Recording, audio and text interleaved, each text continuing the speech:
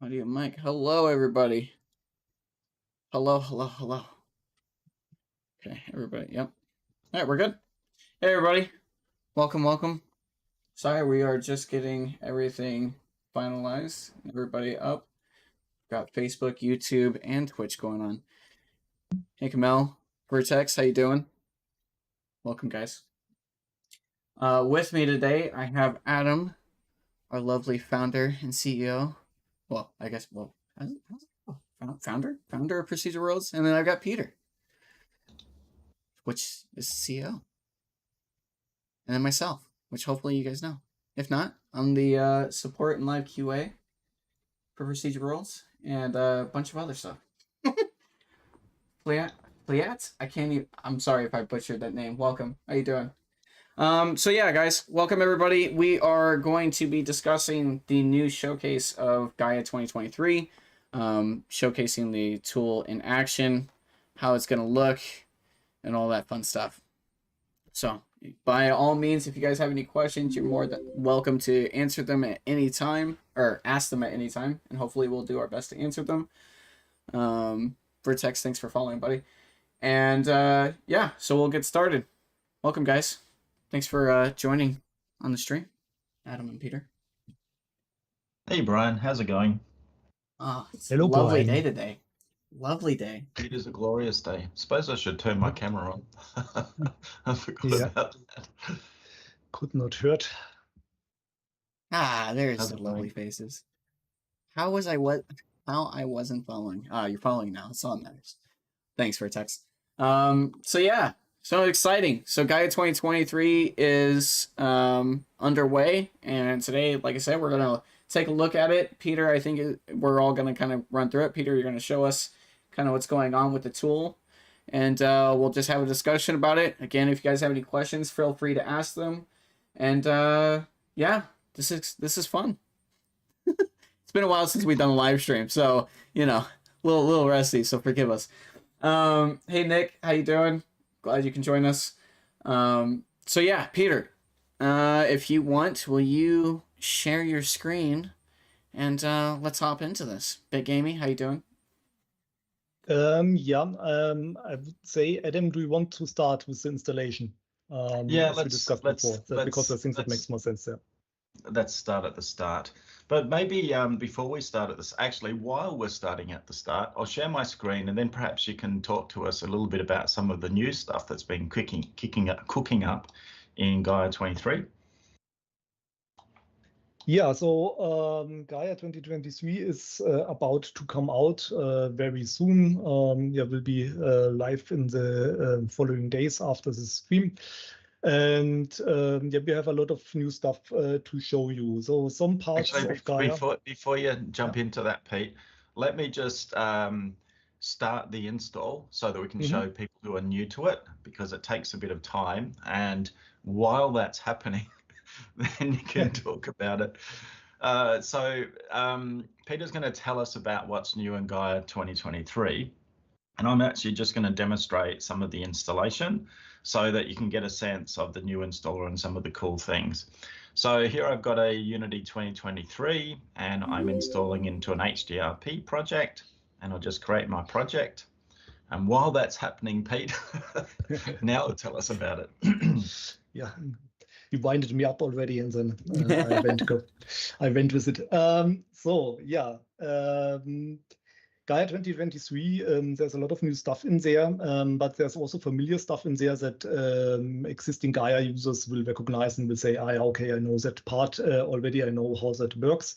With all of our stuff that we have in there, we tried to make use of the customer feedback that you give us on Canopy and try to introduce that into that new version, especially when it comes to streamlining things and making things easier. One comment that we have heard a lot, and Brian can testify to this, I think what we really have heard a lot is that people said, yeah, they don't like when they bring Gaia into their project, that there's a lot of assets and weight associated with it, meaning when you install Gaia Pro, it's a 4 GB package. and has a lot of assets on it that you don't necessarily always use, or there's a water system in there that you don't necessarily always want to use. And that is one of the first things that we will demonstrate here with this installation process, where we made improvements because we do have a modular installation now, where you can say when you import the Gaia package, can say I want this component of Gaia to be active in the project, and this other component that I'm not going to use, that I will just tick off during the installation process. And that is replacing essentially support advice that Brian had to give manually before, because people were coming to us and say, yeah, how can I reduce the file size of the Gaia installation? That was a very common question. And then we had to, we had a support article for that up on Canopy. But yes, you still had to know a bit what you were doing, and essentially you needed to tick off assets manually in the asset import process. And that is always a bit, I do that sometimes as well with other Unity packages, but this leaves them always a bit with a weary feeling like, am I selecting the right stuff? This folder is called Gaia Water. I assume I can uncheck that. But yeah, who knows, unless you got the information. Yeah. All right, Pete, before you go on, Unity's now actually finally created my project for me. And let me show you, let me kick off the actual Gaia installation. And I'll also show people a couple of different ways to do that. So what we've got here is a basic HDRP project. I'm just going to turn that show on start off and get the wizard out the way. Then I'm also going to remove the README assets. So it's just a clean HDRP project. Now, Peter, for those of you that don't know us, mentioned Canopy a bunch of times. Let me just find that for you. So I'm just hiding my desktop here, bring it up. So Canopy is our support and learning website. So it's canopy.procedural-worlds. And here you can go into our blogs and find out about what we're working on. You can go to our forums to get help with your different products. You can go to the library to get help with all of our different products. We have quite a few. I think there are something like 50 on the asset store. You can share your work, which is always fun, seeing what other people are doing with our products. So the other thing that's interesting about Canopy is we actually have a store. So you can buy our products either via the asset store or via Canopy or via subscription. And when you get them from Canopy, you download them as a Unity package, then you install them manually. And that was actually why I talked about Canopy, because I'm going to do the manual install process. So I'm just going to drag and drop this into my project. And then we just wait for there. I want to make a quick note because I get to ask this all the time. Unity and Canopy are not connected. So if you do buy on Unity, it's not going to show up in your package manager. I get asked that quite often. So it will come up as Adam's suggesting that it's a Unity package that'll go straight to your hard drive when you download it and you just drag it into your project. Sorry, go ahead.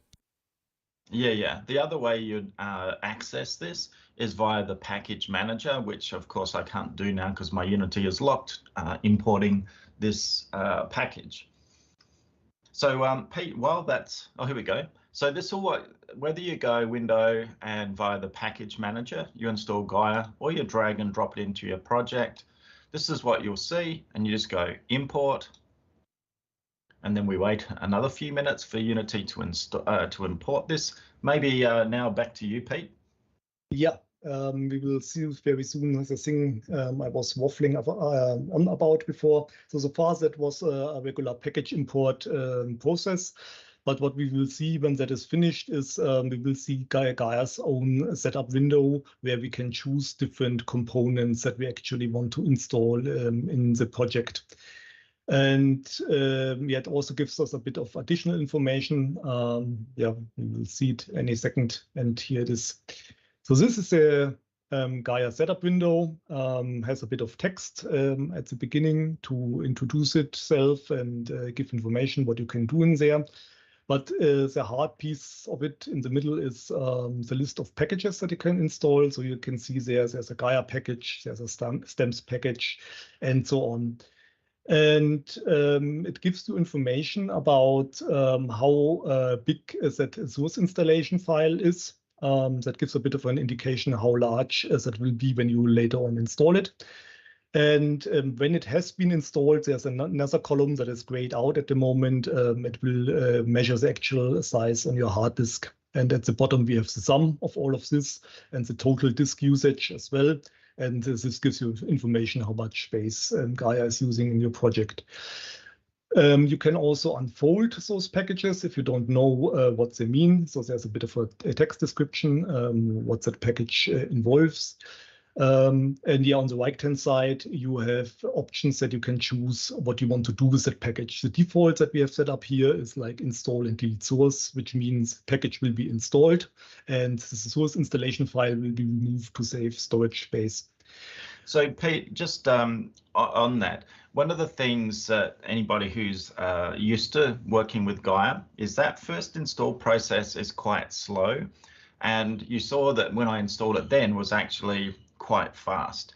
Now we still have the rest of the install, but you have the choice as to which pieces you want. So if you're actually an experienced pro and you don't need all of this extra stuff, you can just install the Gaia core, which is very, very small, or you can actually install the whole thing. The choice is actually up to you. And then, as Peter mentioned, we clean up after ourselves so that if you don't want something, you can just get rid of it. Back to you, Pete. Yeah, thanks, Adam. And what this also does is it will remember your choices. So the next time you're installing a Gaia update where you will receive that package from the package manager or directly from the disk again, it will remember what you selected in those drop downs. So you don't need to make those choices again and again. For example, if you selected off the Gaia water, then it will remember that, and the next time a Gaia update arrives, it will also choose to delete that automatically for you. So then it's just one click to start the selected actions. All right. So before I think we've kind of done setup fairly well. Yeah. What are the other new features and interesting things that we've brought into Gaia? So, things like the new Unity water and so on. Yeah, we can read that a bit from the packages that we have there. They give some indication. So the first one that meets the eye is the controller support. We did have in the past our own Gaia controllers in there, which were borrowed from the Unity standard assets, which was a fairly old package. And we built a third-person controller out of that and a first-person controller. Problem with that stuff was it was fairly outdated by now. And here we have renewed everything and made it compatible with the new Unity input system. And we are also using the new Unity controller packages for that. So that means if you're familiar with those, Unity offers on the asset store 2 packages, one for first-person controller, one for third-person controller, and those we have integrated here. That means you can take that third-person controller, install it into your project, and Gaia will just work with that out of the box. And likewise with the first-person controller. The big advantage of that is whenever Unity updates that package, you will also then be up to date and able to update that, and you do not have to rely on all the embedded stuff in Gaia. Next, we have a new sky and lighting presets for HDRP.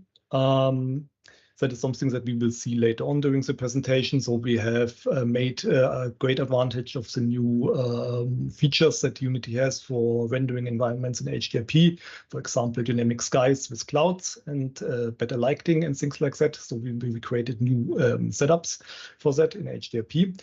And we also have the new Unity HDRP water integrated. So Unity, most of you might know, has added a water system in HDRP.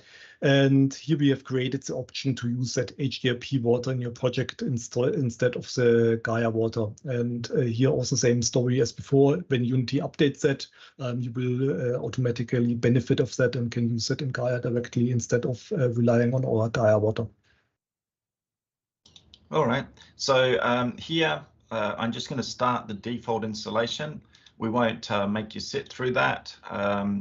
One of the first things that actually happens when you do that is we did a lot of work on the documentation over the last few point releases for Gaia. So we now pop that up so you can actually watch it while Unity's doing its thing. We go into the main workflows that you will actually use with Unity, how to customize our biomes and spawners, and then a bunch of different techniques, things like how to set up GitHub to work with your Unity project, or how to use perspective to create the sense of space. So just really useful things that we've added. There's a lot more information about how Gaia works. It's basically all about shaping your terrain, populating it with spawners and biomes, adding your runtime, and then adding any other tools. And then also we kind of talk a little bit about what you can do with Gaia. So all of these scenes are created with Gaia.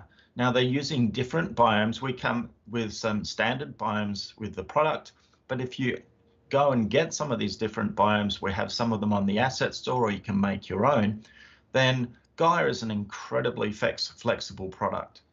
And I think a lot of the time people don't necessarily know how powerful it is, because we're kind of limited by what we can show on the asset store. And we usually just say, oh, these are the assets that are in the product. But it really is a very diverse product. Okay, Pete, back to you. Yeah, thanks, Adam. And to not making you all wait until that setup process is finished, I will switch to my computer, and there I have the project set up already. Is this coming through? Hey, Chris. Yeah, it's coming through. Yeah. So actually, hold on. Actually, before you go in there, Pete, do we have any questions, Brian? I was just about to ask that. Does anybody have any questions? Welcome, Chris. How you doing? Ejective Beaver, how you doing? Sometimes it's on all platforms. The stream's a little delayed, so give it a few seconds. Clear so far? Okay, sounds good, Bex. I'm doing great, you guys. Would PBR rocks work with Gaia? So yeah, all right. So as far as what you can use with Gaia, as Adam was explaining, we do have a lot of preset biomes that are automatically included into Gaia, which do have a lot of assets. However, you can make your own custom biomes and spawners, and what that means is you can take pretty much any asset from the asset store and plug it in and create your own biome. You're not subject to use just the things that are in Gaia. A big part of that as well is I highly recommend that you can take a look at the presets, see how we set those things up with the different masks and all of the unique ways that you can spawn, and then create your own biome or spawner with that, and use the visualization tools to help you out to determine where those things are going to spawn. Unlimited opportunities, yeah, 100%. A lot of opportunities. You can create into pretty much any style that you want to. God, I just bought Gaia 2021 2 days ago. So good thing about that, if you have bought it, or if you have purchased Gaia within the last 30 days, is that correct? Last 30 days? 3 months. 3 months, I'm sorry. 90 last 3 months, you can upgrade to Gaia 2023 for free.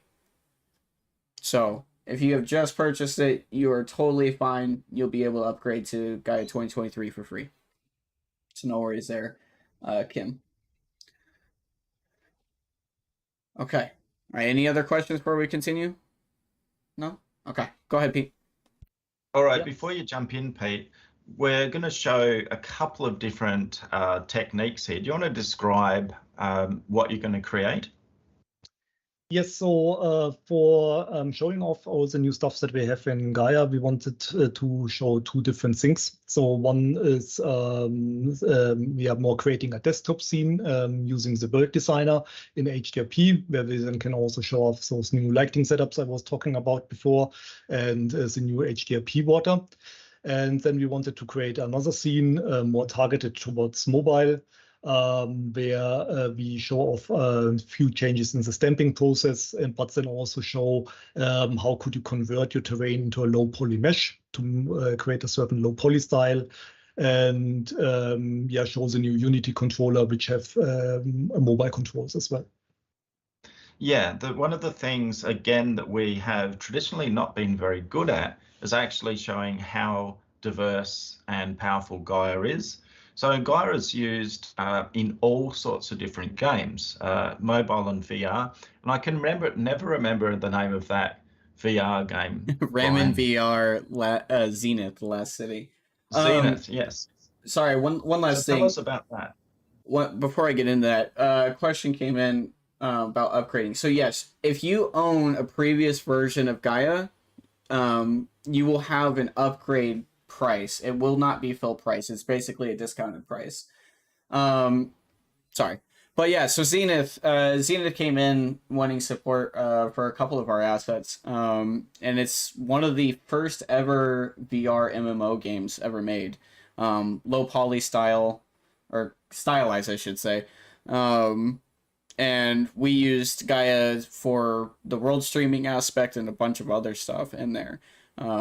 Great, amazing game. If you guys have not checked that out yet, I highly suggest it. But yeah, you can use Gaia in any fashion, whether it's Cinti related, stylized, realism, simulations, movies, all sorts of stuff. We've been seeing Gaia be used for, and along with the rest of our tools. Yeah, something that's probably interesting to talk about is the difference between Gaia and Gaia Pro as well. So Gaia and Gaia Pro are largely the same code base. Gaia Pro has some more additional features, some of which Peter will demonstrate today. And Gaia Pro also has a lot more assets so that you can create richer environments. But if you wanted to get started and didn't want to, shell out the entire cost for Gaia Pro immediately, then Gaia is a good place to start. And then if you decide to upgrade because you like the workflow and you like what the tool can do for you, then we actually discount Gaia Pro by the cost of Gaia. So you're not out of pocket if you just want to try it out. All right, Pete, so let's go and create that desktop scene. One more thing, because thing. We heard upgrading from Gaia 2021 before from the questions. If you own Gaia 2021 and you have built a world with Gaia 2021, you cannot directly install Gaia 2023 over the existing Gaia 2021 installation, because the folder structure is quite different and there's difference between the version. And so it was not possible to create it in such way because we have only limited possibilities what the Unity package import offers us there. But if you were to try that, that setup process would warn you and would tell you that this, because we can detect there's an older Gaia version. And we do have an article ready on Canopy that we will release together with Gaia 2023 that describes what are the steps that you would need to do if you have an existing Gaia 2021 world and you want to continue working with Gaia 2023. So there's a migration path, a few things to consider when you do so, but it is possible.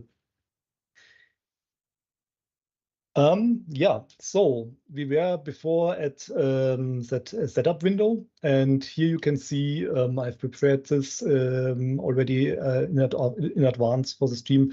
All the packages are installed here, and then I can see how much this disk space this is taking now totally. And yeah, so Gaia is installed at this moment. What the entry point into Gaia is usually the Gaia Manager, which is a separate window, which has options and guides you through the terrain creation process. What we see here is a few warning messages, which looks concerning, but there is actually a new feature that I wanted to demonstrate here. So the Gaia veterans might know that usually when you would install Gaia in HDRP, which we are running here, you would need to go through the vendor pipeline setup. So there were steps that you would need to perform after this installation so that you could successfully switch Gaia to the HD render pipeline, for example. This is not required anymore. This is now handled automatically during the setup process. So that is one additional step that we were able to reduce. And during that setup process, or when installing Gaia in general, you would get a lot of messages in the past where we inform you about potential issues with your project. When we would detect, for example, that you are in the wrong color space in your project and things like that. And those were different types of messages, sometimes pop-up, sometimes this was a warning, some on some tool. And we have consolidated this here in this project settings window. And here we warn you about potential issues with the configuration. And you can then go into there. There's a bit of text description, what that issue is and what this potentially could cause. And there's also a link that provides additional information. Sometimes goes into the Unity manual or sometimes goes into Canopy. And similar to the HDRP wizard, there's a fix all button where you then can go and say, okay, I want this all fixed, and then Gaia will fix this automatically for you.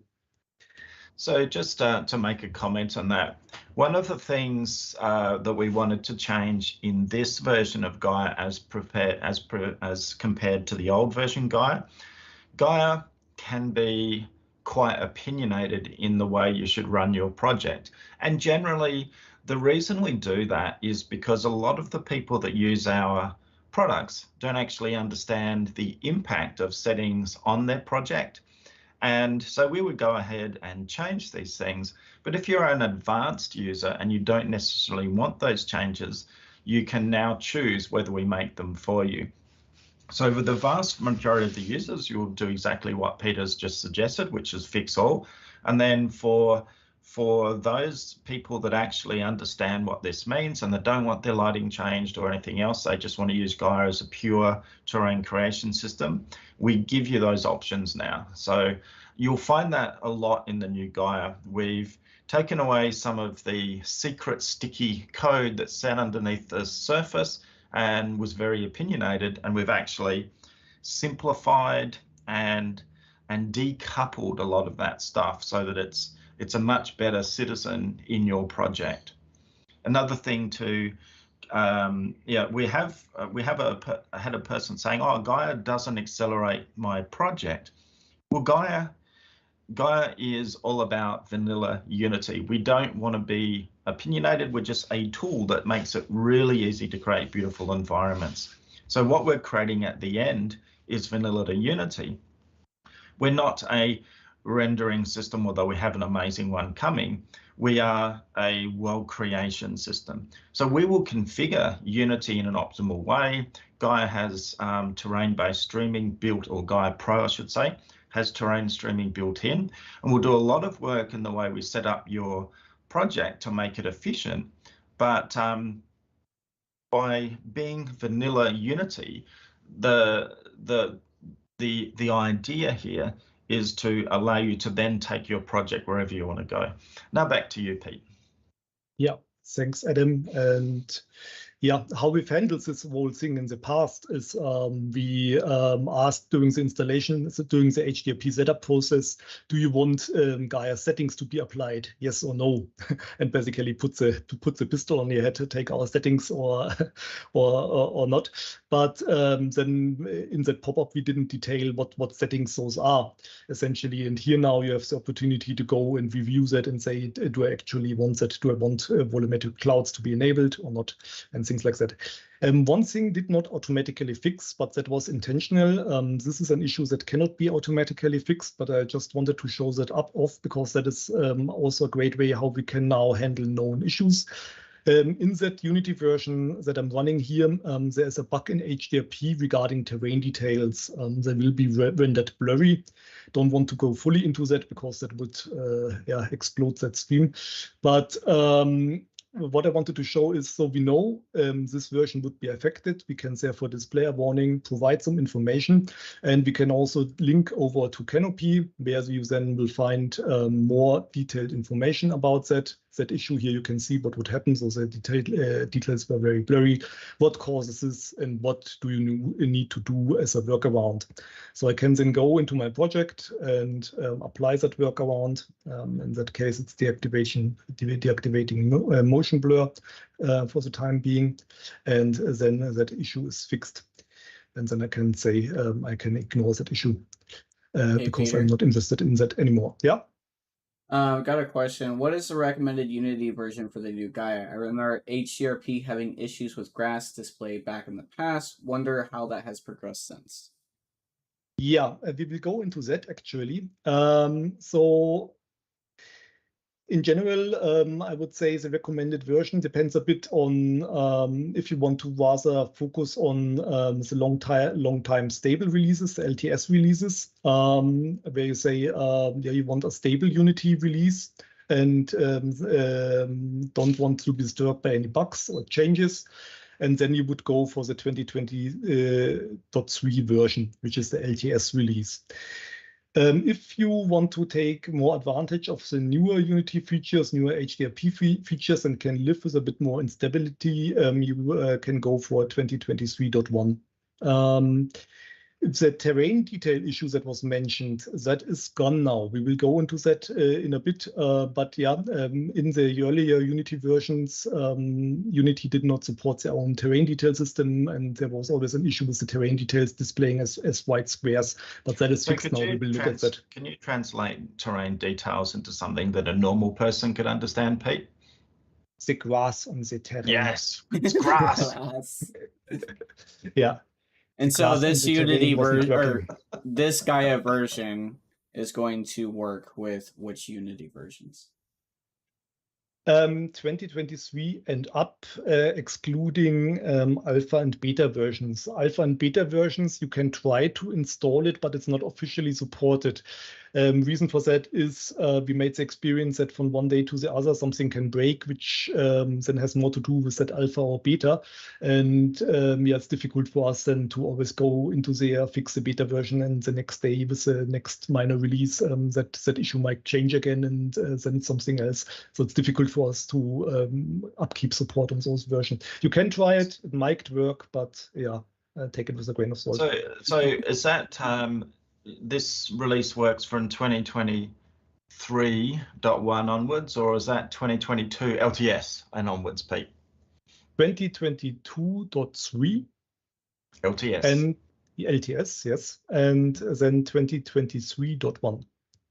Yeah. And then as soon as 2023.2 goes out of beta, we will support that as well, and all upcoming versions as soon as they go out of beta. Yeah, our approach with our Gaia releases, you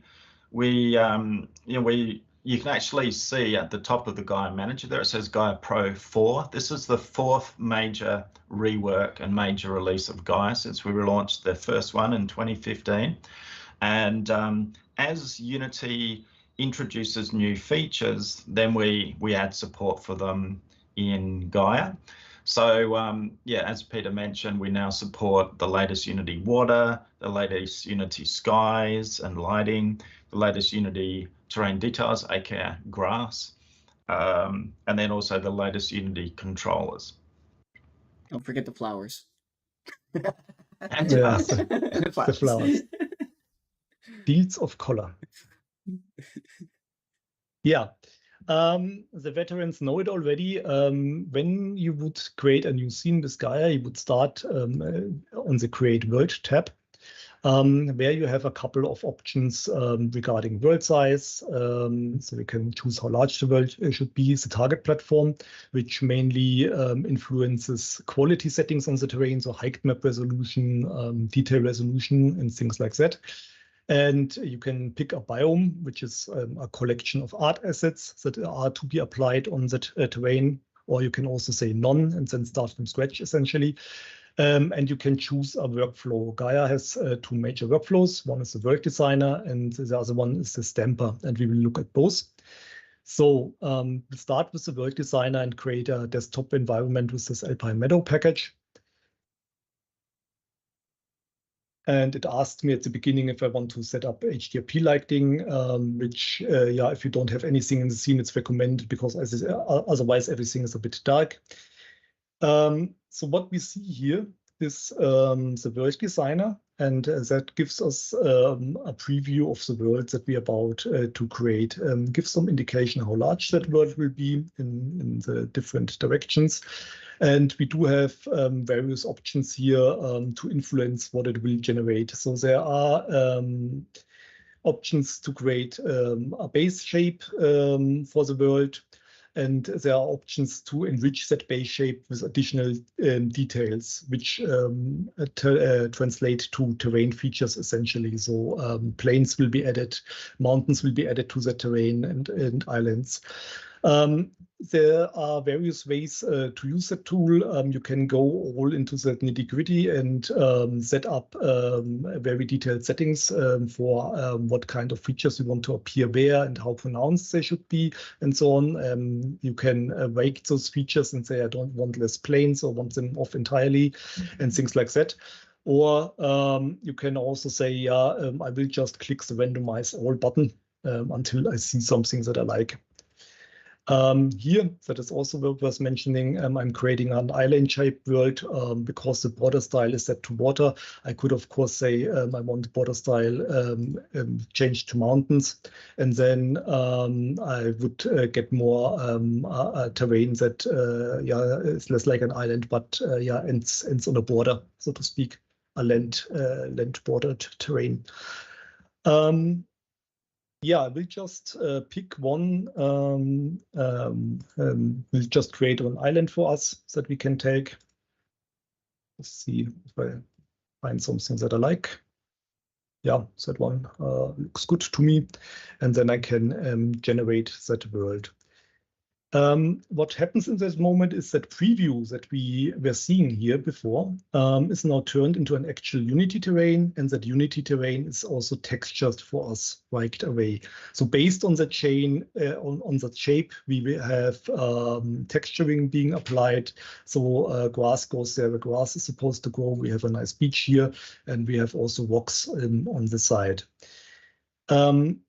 Before, during that creation phase, I also asked that the Alpine Meadow biome will be added to the scene. And Gaia has done that for you, for us. It has put here that Alpine Meadow biome and has also pre-selected it for me. This biome controller that is selected here allows me to essentially spawn all so the art assets that are part of this biome in one go onto that terrain. I could go into there and run those spawners individually, could do the trees one by one, and then could run the grass spawner. But yeah, in this way, it will just apply everything to the shape, and I'm going to do that now. And now it goes over the terrain based on very intricate rules. It figures out, okay, which are places where I could put down trees, where are places where I could put down a nice little house, and things like that. So it's finished now, and we don't see as much, but that is because we are a bit far away. So if I get closer, we can see so that this terrain was nicely populated. And here we are getting back to that question from earlier regarding the terrain details, or the grass, as I have now learned it is called. In the older Gaia and Unity versions, we did have the issue that Unity did not support the terrain detail system properly in HDRP, and you would see white boxes on the terrain. And here that is fixed now because we are now using Unity's new GPU instance grass system for that. And that is natively supported in HDRP. And so gone are those days where you had those weird white squares on the terrain, and only during runtime they would disappear because then our own grass rendering system would take over and render grass instead of those terrains. Yeah, so a lot of new stuff that I've mentioned is part of the runtime setup in Gaia. Or maybe let's take a break at this point and ask if there's any questions about the basic terrain creation process so far. Yeah, does anybody have any questions? We did get a question. And what is the rough RAM usage and DDR generation recommended to use for Gaia Pro 2023, as well as an estimated minimum requirements? It really depends on more what kind of scenes you want to create. So if that, or let's just look at the task manager, what we have here. So here we are at the moment we are running with 5 GB of RAM, which is not too excessive, I think. It depends a bit on what kind of scenes you want to build, because under the hood, the stuff that is being set up here is essentially still vanilla Unity, but driven by our tools. So the terrain that you see here is a Unity terrain. The trees that you see here are set up as Unity terrain trees, for example, and also the terrain detail system.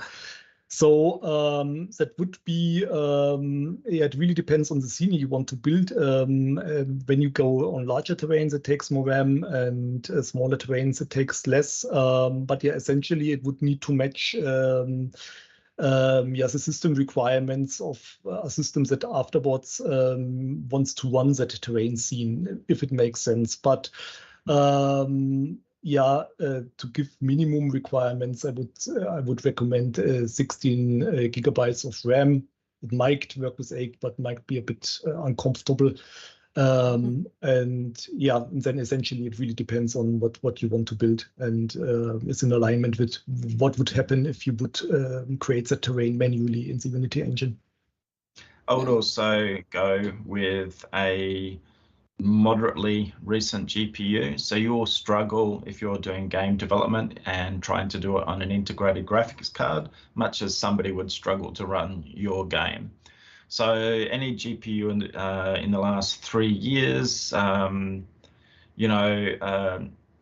you could get away with the 1060, but I think you'd probably struggle. I'd want to go for at least a 20 series GPU. CPU, GPU wise, AMD or Intel, we're all good. We actually had a really interesting issue with an AMD GPU recently, where Gina was running perfectly on our NVIDIA, but not on the AMD. We're still digging into that. This sounds to me like there was a driver issue. The other thing to be aware of when you're developing your environments, as Peter said, it depends on the type of environment. The rule of thumb is, the richer the environment that you're creating, then the richer and more powerful the hardware needs to be to run it. We will probably showcase a little sample of something we've got coming. The scene you can see in the background of my image here is running our new system, and that is capable of drawing massive environments. But it also, if you're going to draw a lot of content, you need more powerful systems. Yeah. As a developer, oh, go ahead. I'm sorry. Yeah, go on. Yeah, as a developer, if you're running on underpowered hardware, your development's going to be slow. Another thing also to consider is actually running Unity on a fast SSD. Unity generates many small files, and if you've got a slow disk, that is the slowest part of your computer, right? So Unity is going to run terrible if you're running it on a slow old hard disk drive, for example. Whereas if you're running on a nice fast SSD, I literally put Unity in my computer on a fast SSD because it speeds my workflow up considerably. Yeah, 100%. Yeah, I'd say 16 gigabytes for 1K, and anything else 32 gigs. And 64 gigabyte RAM for anything more than 10 kilometers. This is what I found works best. Actually, that's a really good point too. How large your environment is also impacts the hardware requirements. Unity terrain is actually quite expensive, and from a performance perspective, it's they've got a new terrain system coming which looks amazing, but we're still using this particular system, and it is an expensive. It's kind of resource hog. It's a very old system. person who Yep. bought recently 21 other package would be able to upgrade. So we were saying earlier, if you have Gaia 2021 or Gaia Pro 2021, if you've purchased it within the last 3 months, you'll be able to upgrade for free to the new Gaia 2023. But otherwise, there will be a discounted upgrade fee. Essentially, you wouldn't have to pay full price. Thanks for answering the follow-up question. LOD optimization is automatically enabled for terrains as well, right? This might be a bit out of scope, but I thought that's anyways like optimization. There's a lot of things that you can do for optimization. One of the best things that I did before was that I would reduce terrain textures. Doing your LODs and stuff like that will also really help. Doing mesh combining will help. All sorts of stuff that you can do. But as far as automatic LOD optimization, I don't. The Unity terrain system automatically does work on, automated mesh generation at different levels of detail. And when Peter actually creates his mobile scene, you'll also get a sense of other ways you can approach that, because not everybody wants a Unity terrain in their project. Yeah. And then actually you can see optimization happening in front of us. Talk about the trees and the billboarding going on there, Pete. Yeah, so the trees are set up with LOD groups. So the trees that come with Gaia and Gaia Pro are set up with LOD groups that then change from billboards to a more detailed model as you go in. You can also see shadows kicking in as we get closer.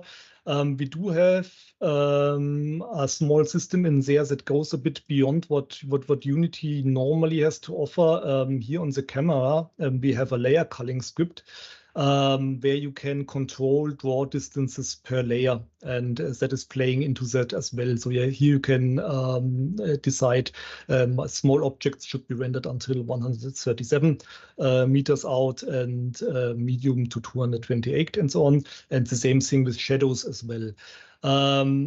This because normally you would have one clipping plane that allows where you can set up how far you want to render stuff, or you would need to use LOD groups. And here we have an additional cutoff based per layer, and that helps you shave off a few extra frames per second. Yeah. We also do things. So, for example, with Gaia Water. Updating reflections is an expensive process. So we have all these little optimizations that you don't necessarily see, where we do things so that, if your player is not moving, there's no need for us to update the reflections. Those sorts of tricks and tips and tricks are actually built into Gaia. And if you go to Canopy, we also have some articles on there in our Learn section about how to optimize your Unity game.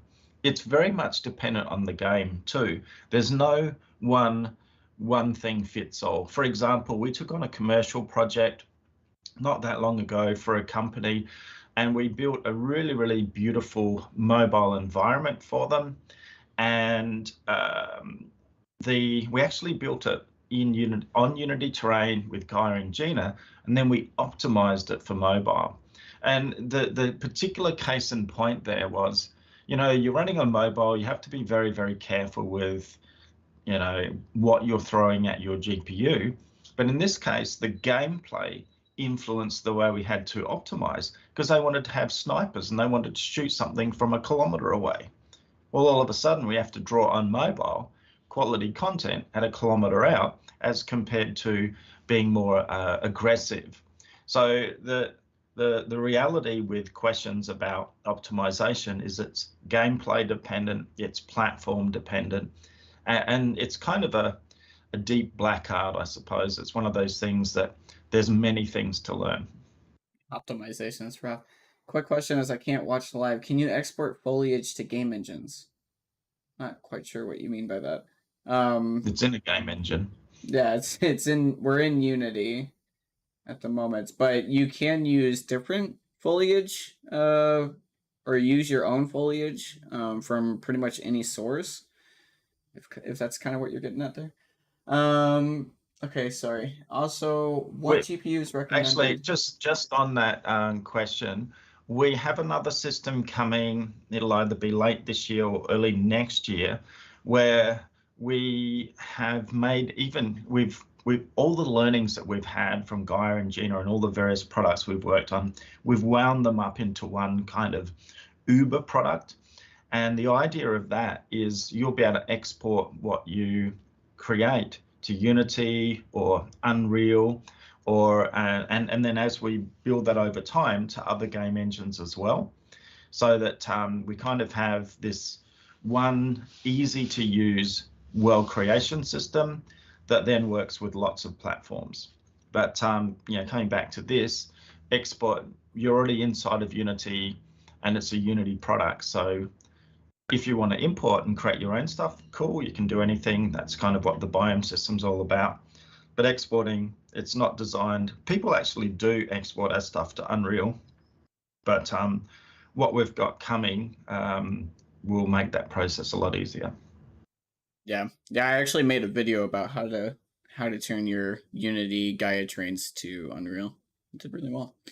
Also, what GPU is recommended to work with no professionals as well, and also AMD and NVIDIA. So with, as Adam said, the last GPU that came out in the last 3 years. So usually like the 20 series and above still does really well. I know I have a 2070 on my other computer and it still does really well. But the 20 series, 30 series, or 40 series still works pretty fine. Hoping for indirect instancing for grass and trees in HDRP. Trees, I don't know if they've done any announcements on trees that I've heard of anyways. Do you guys know if they've done any announcements for that? Direct instancing for trees? So in the current Unity terrain, the grass is now indirect instances. So Unity's finally supported that.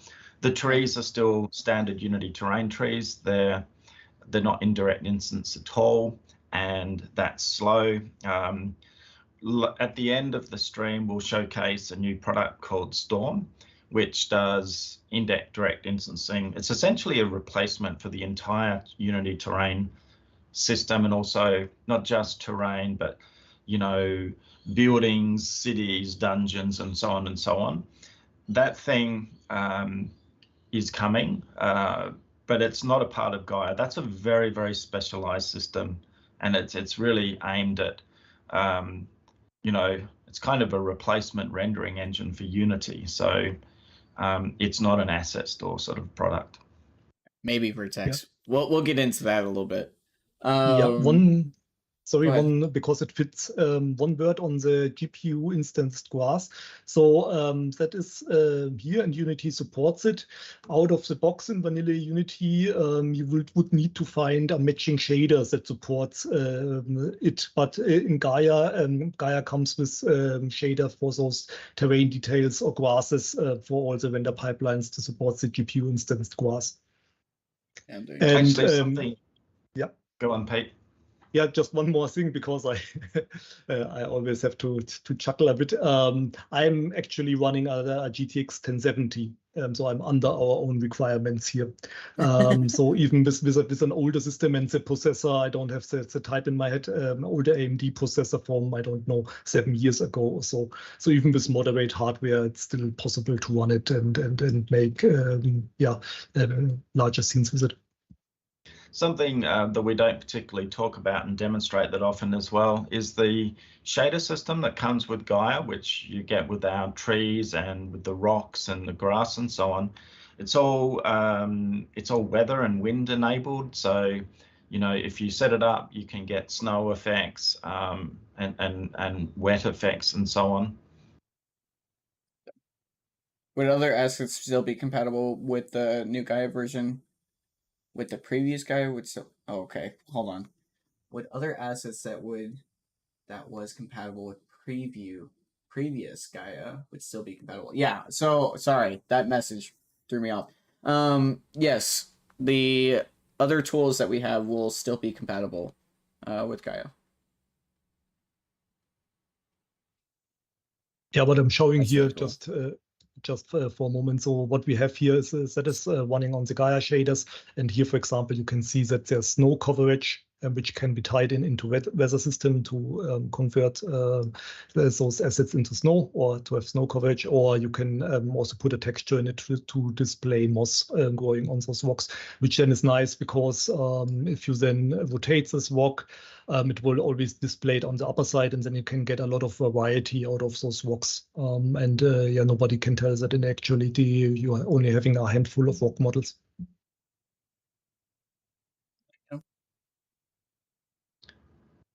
Do you want to show the runtime, Pete? Yeah, because otherwise we will be here for quite some time. Yeah, the runtime. So we have covered the core terrain creation process.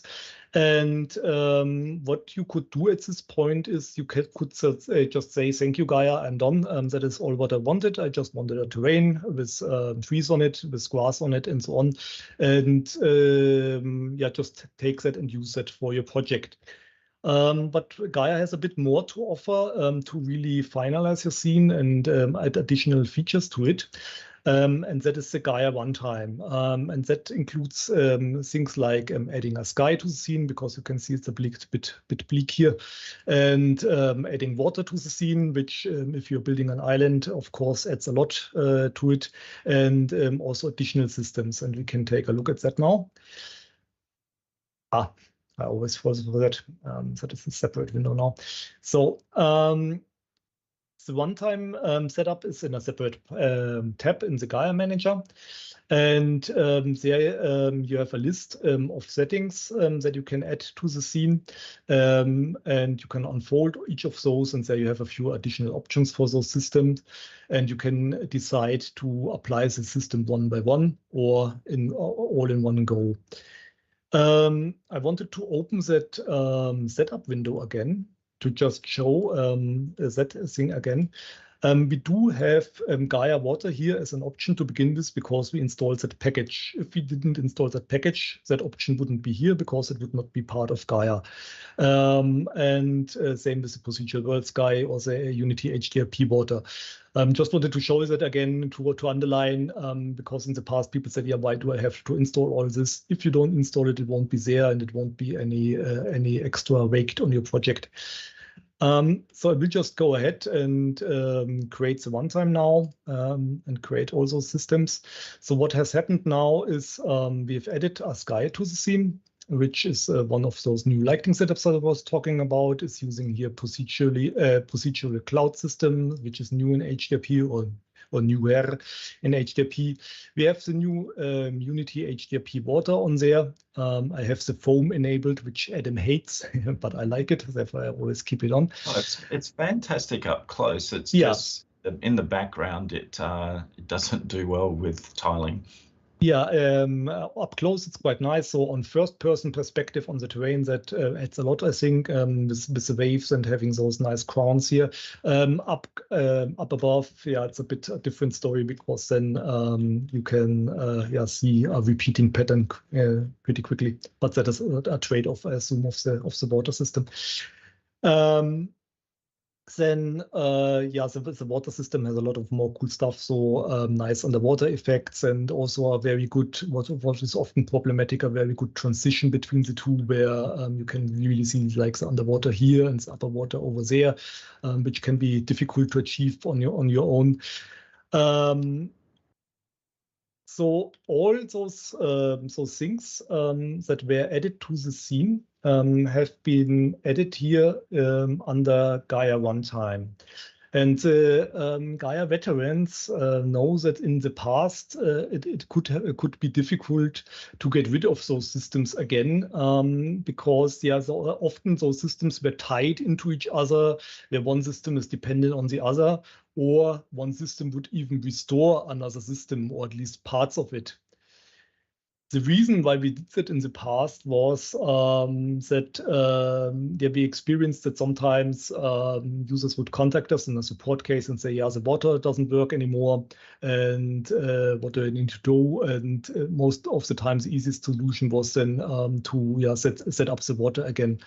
And that led to us to often automatically fix things in the background, which is great if you're a beginner user, because then if something goes wrong in the scene, then automatically we make sure that everything is working again. But if you're a more experienced user and you run your own custom systems, you're moving system on your own behalf and so on, then this can get in the way, because then you need to figure out how can I get Gaia to stop adding water to my scene.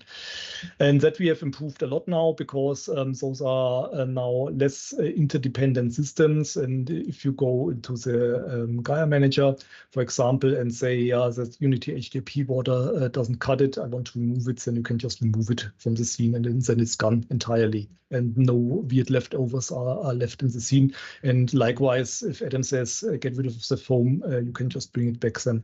And then it's back in your scene. And the same thing goes also for the different lighting presets, for example. So we can switch to morning here, just as an example. And yeah, now we have an entirely different lighting setup here in the scene, and the old one has been removed completely. And if I'm not happy with that, also the same thing, I can say remove. And here I'm now stuck in Unity with my default lighting. And then likewise, I can bring it back again. So less interdependencies between the systems, easier to switch them on and off at will. And yeah, that is something that we were really focusing on based on customer feedback to improve in those areas. And you can bring those packages or install those packages at any time, correct? Yes. If you have it set up like this and you would uninstall it underneath Gaia, that is a bit like pulling the rug out of Gaia, and then you might run into issues. But if you haven't installed them yet, you can bring them in. If you want to uninstall them, you would need to remove them before, then you can uninstall them or delete them manually from the scene and uninstall. If you just uninstall it like that, it wouldn't be that bad either, but you might see an error message because some component is now missing that was installed before. There's no support for underwater biomes yet. Right, like plants. So technically you can create your own biome. A game I played recently, a little indie Unity game, I think it was called Sunken Land. They have an entire underwater biome that they use. So you can find assets that you would like and then just spawn them on the ground, just make sure that there's a terrain there. Yeah. But yes, it's 100% possible. Yeah, so for example, we do not, here by default, we do not spawn anything underwater because that might cost performance. If you don't intend the player to go underwater, then you might have a lot of assets under there that are not benefiting anyone. But no one would be stopping you from taking a spawner, for example, this one here, and setting it up to actually spawn underwater. Because hey, Pete, before you demonstrate this, something I think that a lot of people also don't necessarily understand. Why don't you run a clear on that biome so we get back to pure terrain, and maybe remove the water so you can demonstrate this and then show how we actually respawn it all back in. Yeah. So yeah, I will clear all the assets. That is something that you can do from the biome controller, or that you can do from any spawner. You can select to say what you want to remove, and if you want to remove it only specific for that specific spawner, or from all spawners essentially.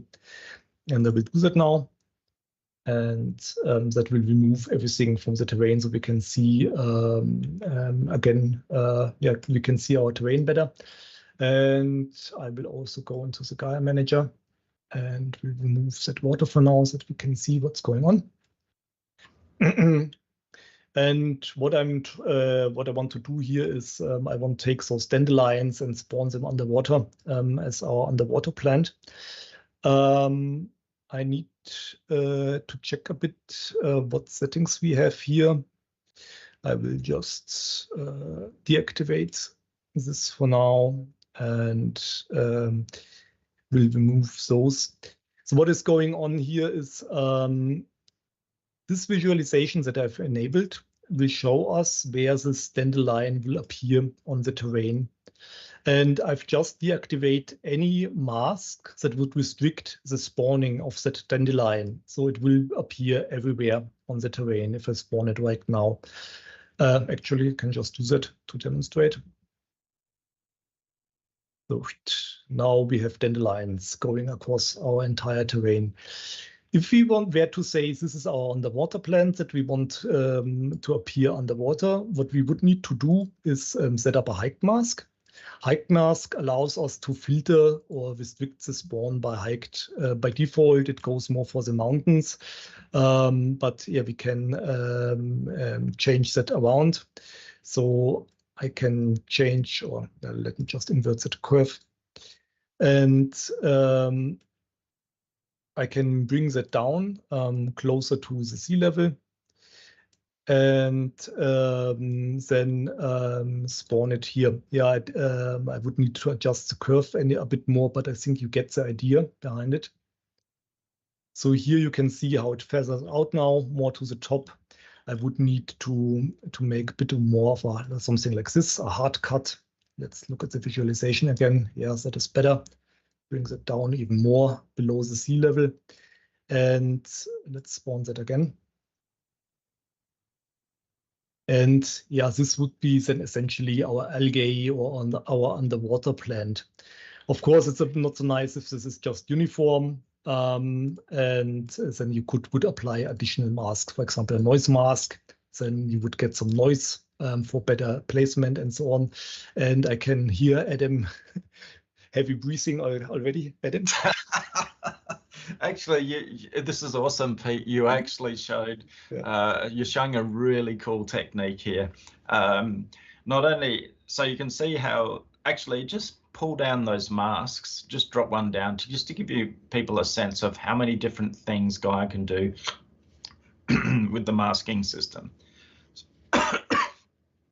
There is a huge amount of, what you do with your masks is you mix and match them, and you can create these really beautiful organic effects. And then what you can also do is invert a mask. So you can see on the terrain, on the darker patches, the red patches, that's where this would be applied. But if you wanted to, say, have one grass type or one plant type in one patch, you invert that mask, then you get that the other grass or the other texture or whatever you're spawning in the other patch, then you can create these incredibly beautiful organic effects.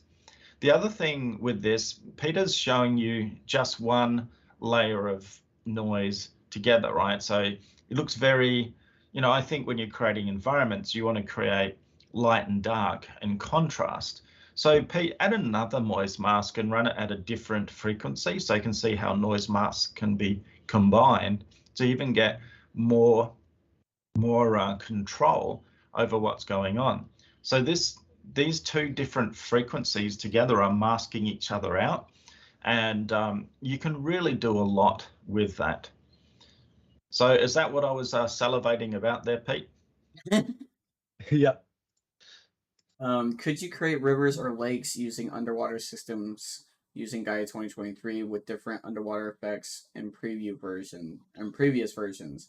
It was mostly cheating a river for underwater effects. So that is typically done with Gina, is creating the rivers and stuff. You can create some rivers with Gaia as well, using the stamping effect. And actually, Peter, can you pull up just the normal stamper route?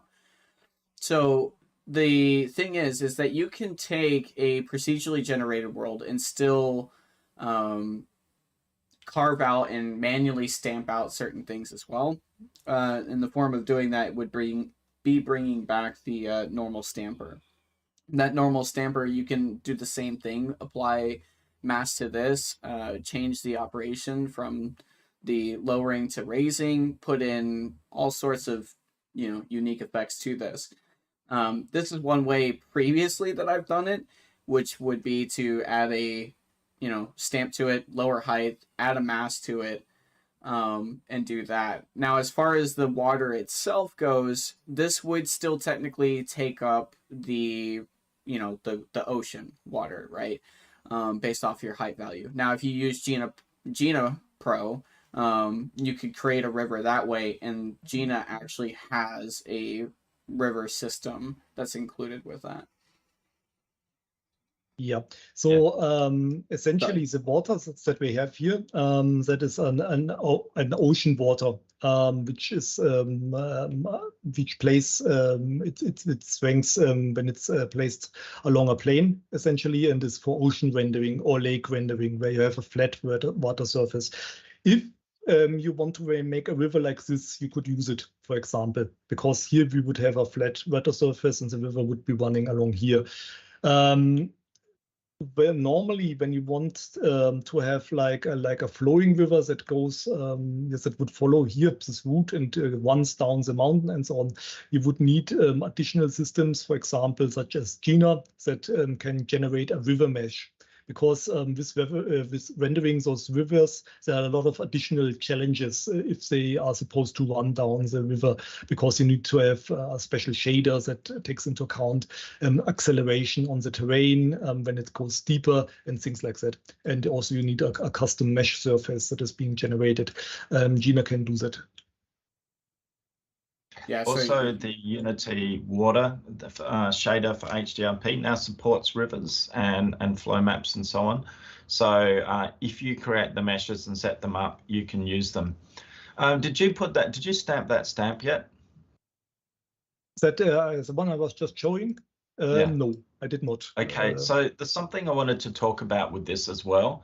Just flick the preview on and off to show people what's actually going on here. So Gaia has a real-time preview system. For all of us old people who have been around, we knew this, but if you're new and you're watching this, maybe move that stamp around and show how it can be resized and rotated. So what we're actually doing here is we're literally modifying this on the fly. And if Pete was to maybe push the stamp further down into the terrain and so on, you can see that it's cutting in and it's giving you a kind of a preview of what this will look like. So then if you were to stamp this, I could be a bit ugly because I didn't take attention here because of here it's cuts off, but yeah. Well, let's fix that. Let's undo that, because this is another newbie mistake with Gaia. Let's use some masking. Yeah, the masks that we were mentioning before also functions in the stamper. So you can put on a distance mask, for example, which allows us to fade out that stamp towards the distance. And then as a result, blend it with the terrain better. Still a bit rough here because yeah, then here we have a hill and here we're cutting down a lot of the terrain, but yeah, much better blending than before where we had this hard border. Change it to a circle. Oh yeah. There exactly, you go. Yeah.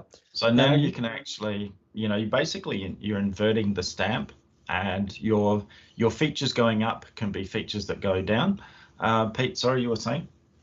Yeah, I just wanted to mention, so when Adam said change it to circle, the distance mask has different shapes that can be applied, and I was in square mode before, which covers a larger area, so I would need to increase the roundness of that area or make it a circle to begin with, and then I have a larger area over which that stamp fades out, and therefore also better blending this terrain. So let's stamp this. You are also more than welcome to still use the Unity tools as well. Like one thing that, like in this type of situation, what I would do a lot of the times is still use the Unity Smooth tool that comes standard. And you can, this is what's amazing about Gaia and the fact that it is still a Unity Unity train at the end of the day is you can mix and match whatever it is that you're doing to get that kind of more perfect look. Yeah, that's a really important point. This comes back to a whole philosophy of we're doing vanilla Unity. So let's say you have a number of other tools that you like to use as well. You know, not every tradesperson has just one hammer in their kit, right? We actually encourage people to mix and match different products and to use them in a way that makes sense for their project. I took the liberty, and in the meantime, I applied the water again. So you can see this is like our little lake that we carved out here in the middle, and this is how that water would fit in there. Let's finish this scene off and then jump into the mobile one. So maybe do you want to just quick run the spawner and then play this, and let's have a look. Oh yeah, I forgot we completely removed everything. Naked terrain is really beautiful. While you're doing that, we've got some questions coming in. So I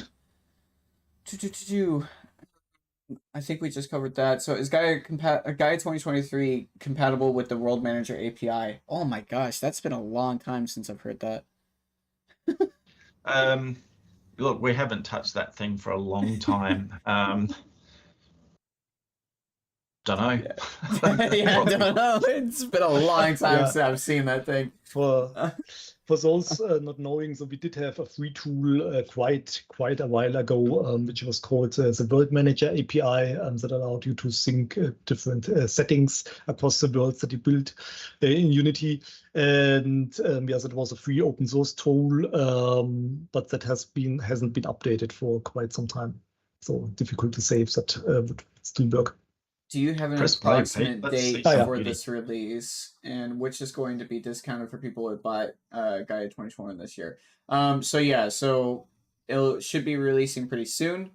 As far as discounts and stuff, if you own the previous version, then you do get a discount. You don't have to pay full price. If you bought it within the last 3 months, then you will get it for free. Do you guys have GIS features in the pipeline? We have a new product that is capable of doing mapping. This is the one I alluded to earlier. It's the successor to all of our things. This system does massive worlds, it does dungeons, it does cities, it does procedural generation, it does, that looks amazing, Peter. It does all sorts of wonderful things, and it supports mapping. We still haven't finalized on a mapping provider, and we may even release the first version with the ability to ingest content, but not necessarily to have a live connection. We're also now an Esri startup partner, and our intention is to integrate this new product with all of the awesome GIS tools that you get out of Esri. For those that don't know, Esri is by far the largest GIS company in the world. I think they own something like 40% of the world's GIS market. So by integrating with Esri, then we bring all of the power of that system to what we're doing here. But Gaia itself doesn't. It's a tool that's designed to create beautiful worlds in Unity, and it's also a build time tool. The other thing about this system we're building is it's 100% runtime. In fact, you'll have a hybrid workflow, so you can choose the workflow that makes sense. Our aim in terms of release for that is either late this year or early next year. We are currently focusing on getting our acceleration product out first, and that's something we'll just with a quick demo at the end of this. But this is really a Gaia launch. We have a support article in Canopy where we have taken real world terrain and ingested it into Gaia, because you can create your own stamps. So it is possible to do that as well. If you want some HCRP water samples in 2023.1 in the package manager under HCRP RP, HCRP, you can install the water sample templates to understand more about the new HCRP water systems. Thank you, Josh. Is the real-time lighting day and night cycle still in Gaia Pro 2023 then, or is that a standalone asset now? So HCRP time of day is a standalone asset. My question is for HCRP specifically. Okay, there you go. 3 months since release or since today's video? Release. Yeah, release.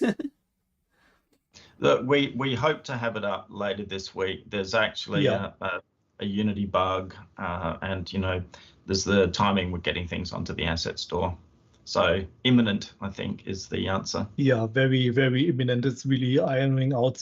We almost released it today already, and yeah, we have to go back to the drawing board once more, but it's really not far away.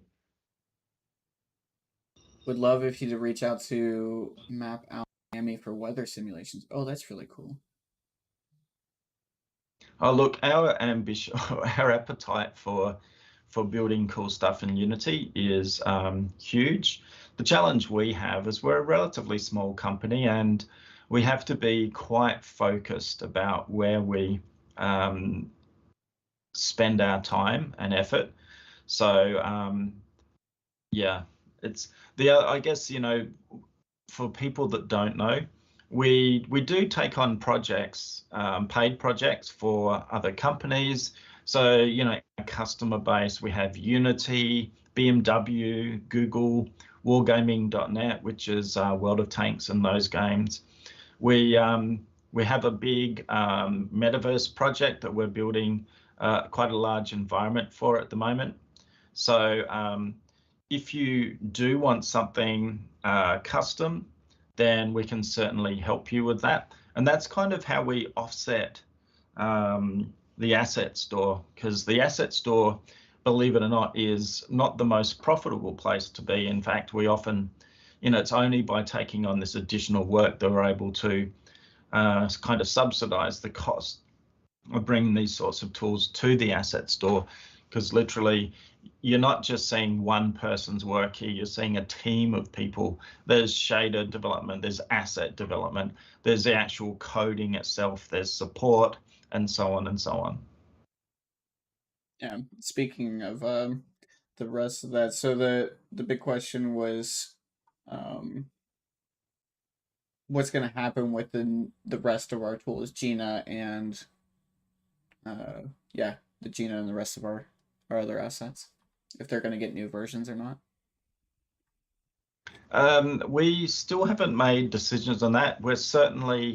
We're continuing to support those products, and as we find bugs, we fix them and so on. The big focus is this new product that we're working on. It's kind of like the Hail Mary of whatever that means, of world building systems. So and the approach we have in mind for costing that is basically, the vision for that is that money shouldn't be a barrier to you having access to tools like this. But I'm not going to go into more details about that until we get to that. Hey, let's jump into a quick mobile scene, Pete, and let's accelerate the hell out of this because we're well over time. Yeah. While I was setting up a new scene, so regarding the old tools, keep in mind that we are producing default Unity terrain standard output. So that means, and Gina works, for example, on default Unity terrain. So if you bring Gina into such a scene, it will still work on that. There's not, it's not like this needs to be adapted specifically for the new Gaia version. Actually, that's another interesting point too. This new product that I kind of alluded to and hinted at, it will have plugins for Unity and Unreal. So all of our existing tools will work with it as well. And the idea is you'll have a two-way flow of information. Yeah. So you have so you have removed Flora system completely. Is there anything for trees and grass in the Pro version? What is the actual difference between Gaia 2021 and Gaia 2023? So yeah, the new Unity systems are in there now. So grass is now working in HDRP. Go ahead, Pete. Yeah, we removed Flora from Gaia with the arrival of that new GPU instanced terrain detail or grass rendering system by Unity. Because otherwise we would be competing with that and essentially rebuilding features that Unity is building in there as well. So we would rather than integrate and conform to a Unity standard that other tools can use as well, then continue to work on our Flora platform, where then you have more complex setup process and you need to understand it, and it might not necessarily talk to all other products, whereas the Unity terrain detail grass then or the GPU instance grass then is a standard that other tools can adhere to as well. Yeah, it's kind of an interesting point. We built a water system because Unity didn't have one. We built a grass system because Unity didn't have one. We don't really think that's part of what Gaia should be. Gaia is all about creating environments. So there's a lot of stuff even now that's still in Gaia that we've added it because Unity didn't have it. So as Peter said, as soon as Unity bring these features, we take them out because it just doesn't make sense to have them there anymore. Yeah. Yeah, we wanted to create a scene more geared towards mobile usage because that is something that we usually rarely show. We mostly show desktop scenes. Now we will want to show a bit how it would be or how it could look like if you would take Gaia to create a mobile scene. I've selected a different biome here in that world creation tab, and I've selected the Stamper workflow this time around. We did go into the Stamper a little bit before already. So the Stamper is the tool inside Gaia that allows you to change the terrain heights as you see fit. And so you can select different terrain features in this stamp browser, and that decides what will be stamped down and how your hiked map will look afterwards on the terrain. So I can choose to stamp hills, and there are different stamps in there, or I can take mountains and stamp those down and so on. We have seen before already that stuff can be scaled, it can be rotated as well. And so, yeah, there's a lot of ways this thing can be adjusted. At the moment, I'm raising the height because my terrain is flat initially. Later on, then it would also be possible to dig down, or there's also a few effects in here, like smoothing, for example, and things like that. So yeah, I will just stamp down something. Yeah, maybe not that one.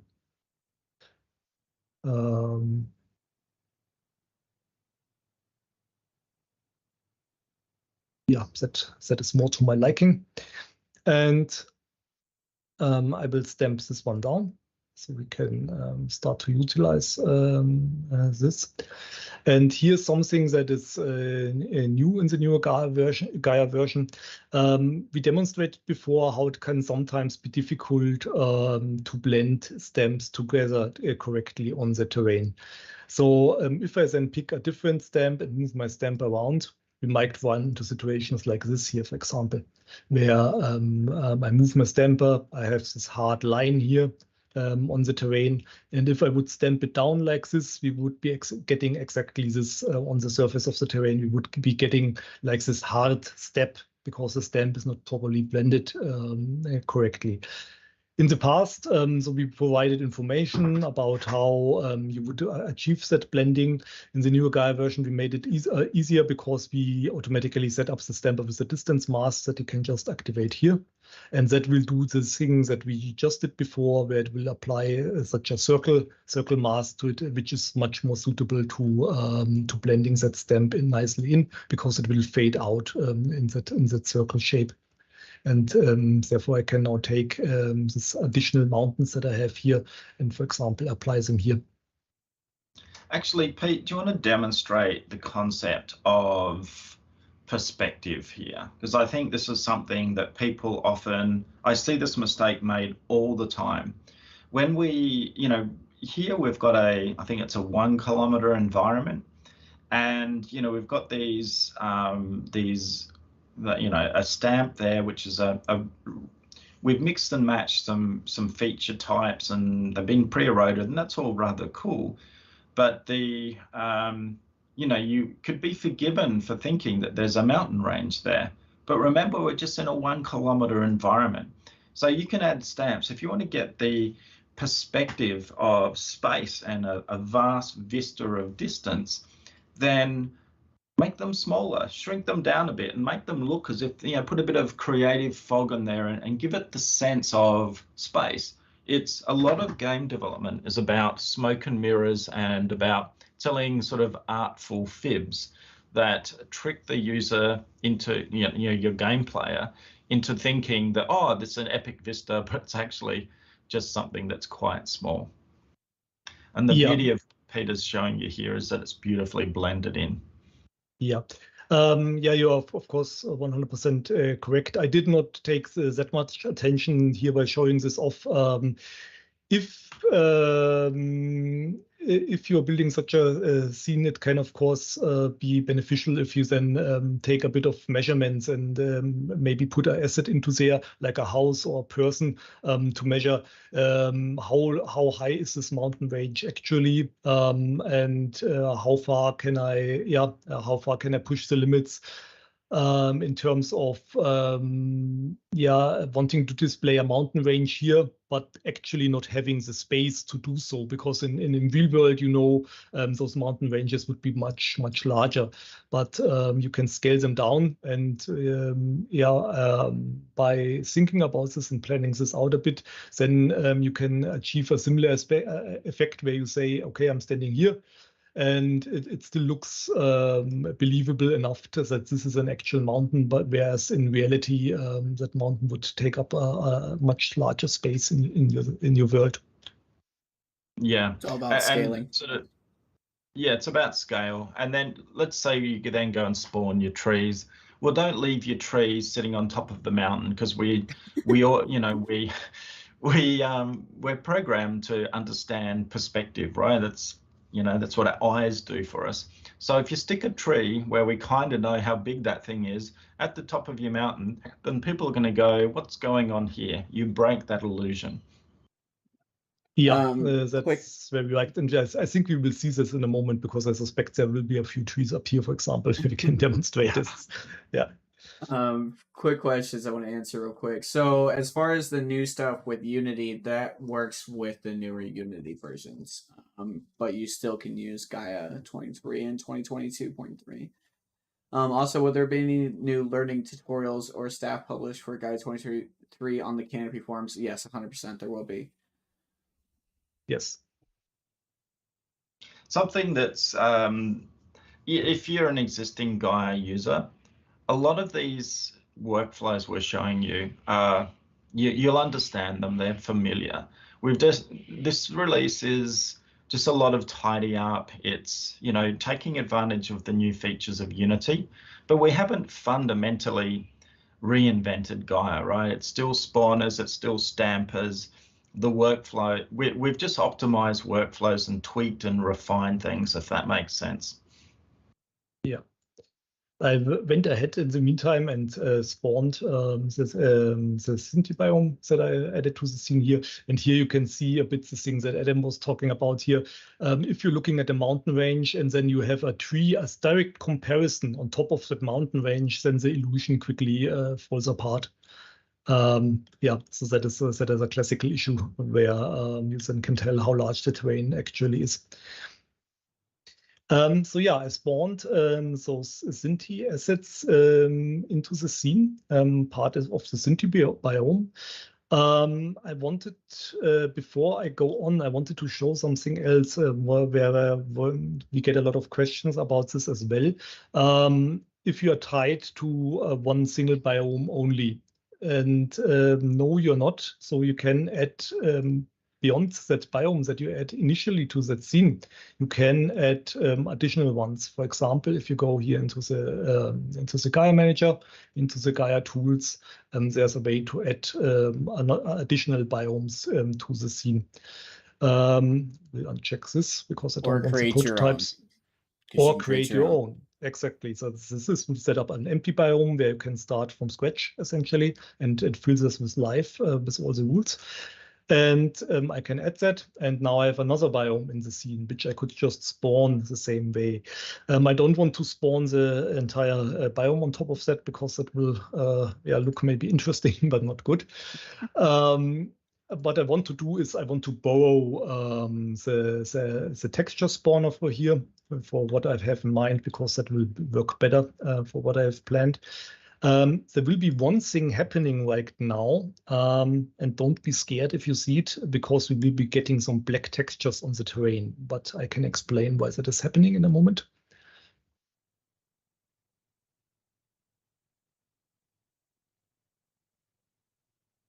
So here I've now exchanged or overwritten essentially the texturing that we had before from the Sinti biome with the one from the Alpine Meadow biome. And here are the black textures. And that is something where I also wanted to raise a bit awareness, because that is something we get in support quite a bit.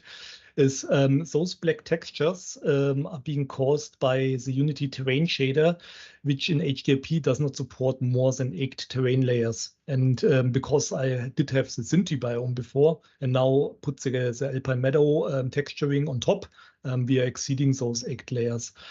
What you can do in that case, every spawner has here additional tools for resource management. There's actually a lot that you can do in this area.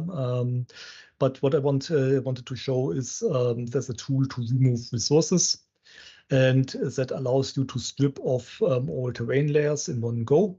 So I can say remove the terrain layers, delete them from all terrain, and I will strip them off. And now I have a clean, squeaky clean terrain where all those layers have been removed. It's empty now. And now I can spawn that Alpine Meadow texture spawner. And that issue is gone because we are now within that 8 texture limit of the HDLP terrain shader. And if you're ever confused about something that's inside the inspector or any of those, you can hover over it, and there'll be tooltips that pop up that will explain that. And there's these little bitty question marks off to the side that you can click on those as well. And they will tell you exactly what those areas are going to be for. Yeah, and also providing links to online articles as well. So the mouse over effect, that is like the small help, and like here activate deactivates all the rules at once. And if you want to dive in deeper, then please click that question mark button, and here you will find descriptions for those settings and what they do. And once you're done reading, you can just put them away. That is quite a nice way actually to, instead of digging out a PDF manual or going to a website, you can directly in the application check what a certain setting does or doesn't do. So I've walked in that. Adam, do you want to say something? Yeah, so this environment is still quite heavy. It's got Unity terrain in it. We haven't added water and any other cool stuff yet. So now Peter's going to do some magic, and maybe you can explain, what that might do in terms of performance, and how this might be relevant to VR and mobile. Yeah, so normally I could bring in my runtime as I've shown before. Actually, I want to go today, and I also want them to show off that new Unity controllers that we talked about. So, and this would be a scene that I can just run as before. And then I could take that. But I did add that Alpine Meadow biome for a reason, because I actually wanted to export that terrain into low poly. But it looks like my computer is frozen. Can you still hear me, guys? Yeah, Yes, excited. yeah, we can hear you. Yeah, Matt, Mom, thanks for unfortunate. following, buddy. Sorry? Oh, I was reading chat. You're good. Sorry. Yeah. Yeah.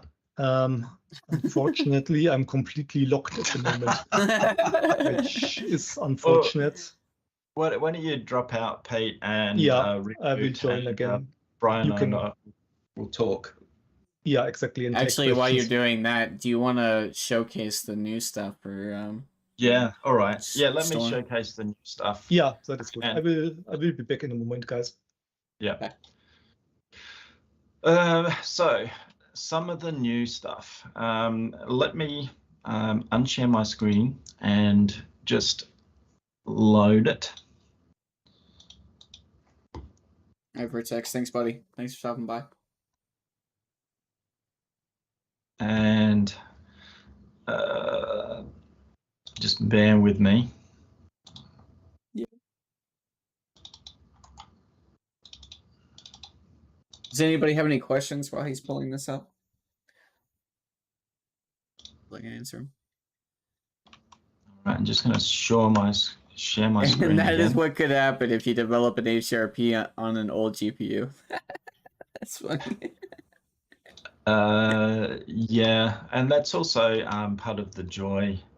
You know, who knows? There's all sorts of things that could have caused that. You know, we're using Unity Water, we're adding and removing things. We're on it's a non-LTS version of Unity. Yeah, who knows? Or it could just be here's the GPU. So is my screen coming through? Yeah, I see it. Cool. So I'm going to show just very briefly some of the new stuff I've been working on. And, you know, this is like what's coming next. And this is something that's been in development for well over a year. Some of the systems here, you're seeing non-complete systems, by the way. Some of the systems here have been in development for several years. But what's actually happening is we're streaming the world in, and this is all happening runtime, real time. This system is capable of doing rather amazing draw distances, rather amazing performance. So what you can see here is a really, really, really large environment. This has actually been sourced from mapping information, and this is some of the new systems that are coming. So some of the interesting things, we have a product called Storm, goes into beta at the end of this month, all things going to plan. Storm is our new render acceleration system. It's capable of doing the terrain and these massive draw distances. Not a hint of Unity terrain here, because you can't do this with Unity terrain. It also has our new rendering acceleration, not only for the terrain, but also for the vegetation. You can see I'm rendering a hell of a lot of content here. We'll just wait for it to finish streaming in. Streaming is built in at by default. And then, you know, I can do things like, let's change my biome. So let's say we want to do a low poly style. So there it is coming in at runtime there. And we're basically retexturing on the fly. We're refilling the content. All of these settings are configurable. So if I go back to my dry pine forest, because I quite like this, maybe I'll increase the lighting, although I just love the, you know, the fog and so on. So, you know, here's different times of the day. I'll sort of keep that golden hour because I quite like it. This system, so this acceleration system you can tweak a whole lot of these settings. If I go in and mess with my tree draw distances, kind of hard to see, but you'll be able to peek through here. You know, we can just bump out the draw distance. If your computer's capable of drawing it, then you can draw it. We also have a lot of other little tricks and tweaks that we've done to give the sense of perspective and scale. So that system is it's aimed at professionals, and it's due at the end of this month, basically. The other thing that this system will be able to do, and I'll just demonstrate this very quickly, is it's not just vegetation. So I'm going to go in here, go to edit mode, and I'm going to pop a city in here and click this button here. And we're basically procedurally generating a city on the fly. This is early. This particular product that this is sitting in, which is our new world generation system, it's early, so there's still a few bugs here. It's actually generating it, but you're not seeing it.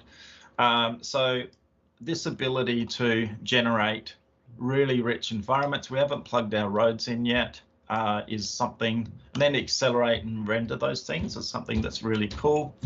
And then actually, I'll show you perhaps one more thing, is I'll drop down here, and I'm going to add a procedural dungeon. So this is something that's coming as well, and I kind of love this feature. So I've just procedurally spawned in a dungeon. I might go into, say, third-person character mode. Actually, I'll go into first person.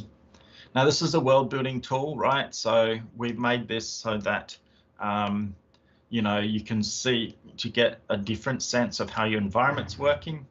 But if I go and look at my dungeon here, and I'll turn my torch on, we can actually wander through this awesome procedurally generated dungeon. So we've got procedural cities, we've got procedural dungeons, procedural worlds, kind of like the company's named, and that render acceleration system that is coming as well.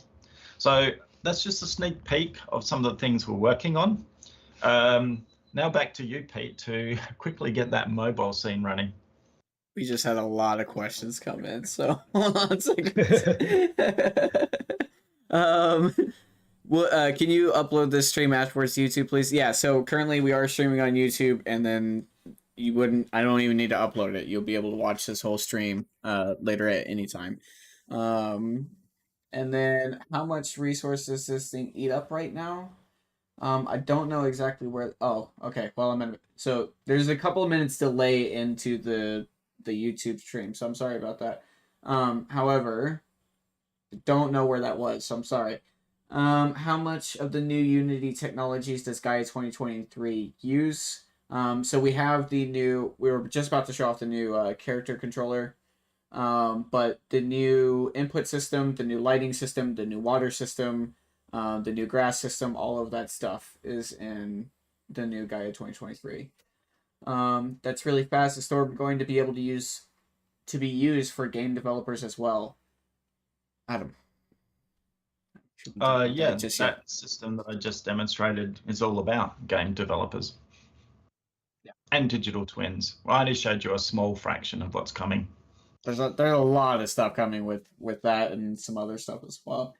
The eat up question was right when the new tool case was showcased. Okay, gotcha. Hey Pete, in the background, why don't you get that thing back to where it was? Yep, exactly. You guys look so big compared to me, by the way. Like, yeah, I don't know if you guys have seen the stream, but you guys are like massive, and I'm just like in this little bitty corner. Yeah, it's kind of funny looking. Oh, okay, all right, Bob. That's right. I was just about to say, get back in your box, Brian. Hey, I am in a box. Like, that's kind of funny. I just had to laugh at that. All right, go ahead, guys. Share your screen, Pete. Show us the mobile. Yeah. Yeah, so here is, so I've booted back up, and here is where we left before. So I had that Synthi biome, alpine meadow textures applied to it. What I was alluding to before was two things essentially. So at the moment, we are still running a full Unity terrain in that scene, which we don't necessarily want on mobile because a mesh terrain might be more performant. Also, that texturing that we have here does not really match up with the Synthi assets.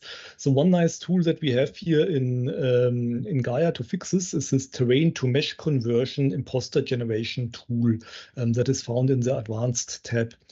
And that thing alone can do a lot of things. It can do an OBJ file export, can create imposters if you have terrain loading, can make a pure collider scene if you want to run this on a server, for example, and things like that. But it also can convert the terrains into low poly terrains or low poly meshes. And yeah, that is something that we wanted to show that this fits so good with the mobile theme. So I will start the conversion. That will take a moment, and it will analyze the terrain and will turn it into a mesh. Also simplify that mesh a little bit and will apply a special low poly style shader to it. So we'll put that stuff away here, and here you can see the results. So this is a quite, I think, quite nice low poly style terrain with those mountains and everything converted, and it has this nice flat low poly style shading to it. One thing that I just want to do is put a collider here because I didn't have that activated. Yeah, so now we are all set. And yeah, that thing fits nicely for a mobile environment. And before I mentioned I wanted to show the new Unicode controller. So I put that into the scene, and you can see it in a second when I run this. So here we have that new Unity third-person controller, which is a nice little robot. And that is just integrated with our runtime system. So you can just add that to the scene and it will be there. And that, as you can see, it comes with mobile controls as well. So in this way, you do not only need to build for desktop and then painstakingly find out how you can develop for mobile as well. But Gaia already has things in place that assist you a lot with that. This is maybe not a very realistic example insofar because we're using HDRP here in this project, and you wouldn't run that sky on mobile probably, and also not that water, and you would probably also further reduce the draw distance and things like that. But the idea is that Gaia has systems and possibilities in place so that you can also build for mobile or VR environment. It doesn't have always to be just desktop environments that you can build with Gaia. Yeah, you can take this mesh out, you can further optimize it, you can customize it. What's kind of nice about this is that you can use a terrain workflow because the Unity terrain system has a lot of great tools, of course, including Gaia as well. But this allows you to kind of get the best of both worlds. Now, Peter has created a pixelized, this pixelated low poly style, which I personally think is awesome. But we can also just do plain old mesh decimation, and it'll look like your more normal Unity terrain, but it's a low poly mesh. So you can then take that into Maya or 3ds Max or whatever you use, cut it up, modify it, and do whatever you want with it. Pete, do you want to show how we can then revert this back to a Unity terrain so that we can sort of still use terrain workflows with this? Yes. So the original terrain is still in the scene. There's a accidentally closed that tool, but so the original terrain is still here in the background, and then I can say restore backup, and now we have the original terrain back. So there would be a possibility to go into there, make edits, export it again, and therefore support it that you can continuously develop this world. So it's not like you're locked into that low poly style and then you have a mesh and the tools don't work on that mesh anymore, but you can go back, make changes, export it again, and therefore have a continuous development cycle. Can you do one more thing for me, Pete? How about you take this terrain, save it as a low poly mesh as a prefab, and let's create an island in the distance. This is again something we don't usually show people, and it just adds so much depth. You know, one of the things I've found, I guess we get a bit used to this because we do it all the time, is that and you can also create lotted, like Peter's just going fast here, but you can add multiple levels of lotting as well. We create these, you know, we kind of work with the defaults of Gaia because we have to show people, you know, the typical vanilla version of Gaia. But what Peter's doing here is something that we've started to showcase in our scenes a bit more. So you can use Gaia.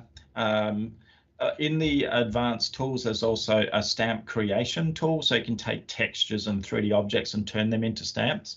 And you can mix and match your stamps to get any sort of interesting terrain shape you like. Well, once you've created this terrain, you can then convert it to a mesh, which is lotted and optimized and so on. And then we can save that as a prefab and use it for distant, you know, set dressing. So Pete's just busy running that at the moment. It's doing a little bit more work now. We've got a couple of LODs being generated.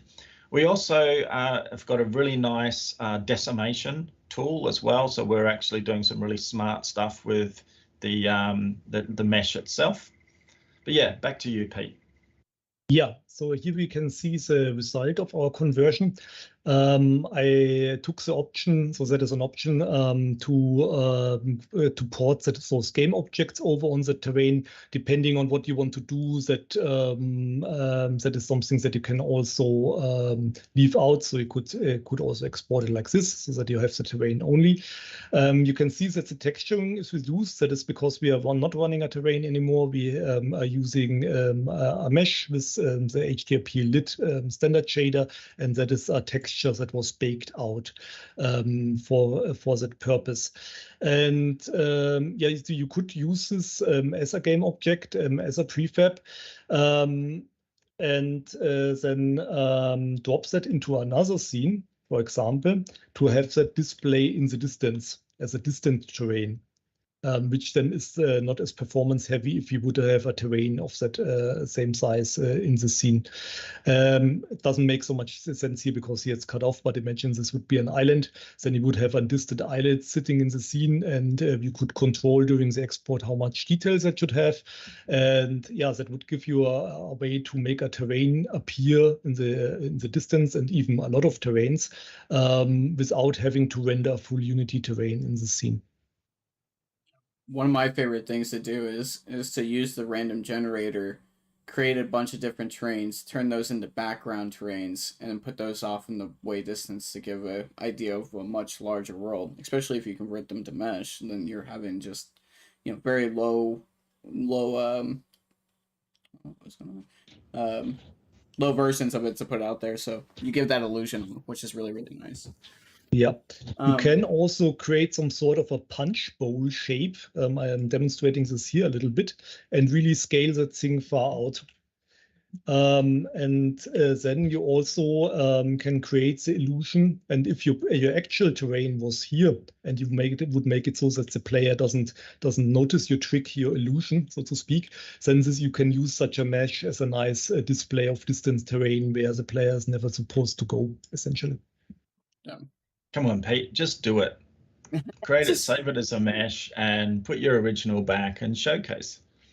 Walk your talk, man. This is all, you know, I think this is just smoke and mirrors. I don't know if you're actually telling the truth. As far as I can remember, I think you're dodgy. Dodgy guy.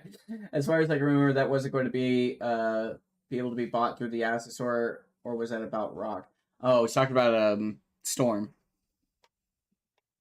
Yeah, Storm, you can come to us direct. We are talking to Unity about different ways to sell that, but we have no announcements yet. And it creates months of design in an instant. Yes, it does. Gotta love the tools and an easy to use interface. Time is money and saves so much time. All the lies.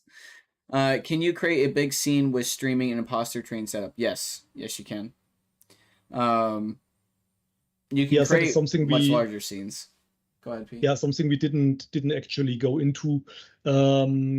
It's also possible in that whole terrain generation process to say, hey, I want 5x5 of those terrains. You can decide to either leave them all at once in the scene, but that might get heavy then, or you can decide, yeah, I want to use terrain loading with Gaia Pro, and there you have the possibility to load and unload those terrains in around the player as they travel through the world. Hey, why don't you set it to an afternoon or evening sun and then just hit play so we can have a look at what you've just done in a few fractions of a second. Yeah, I will do.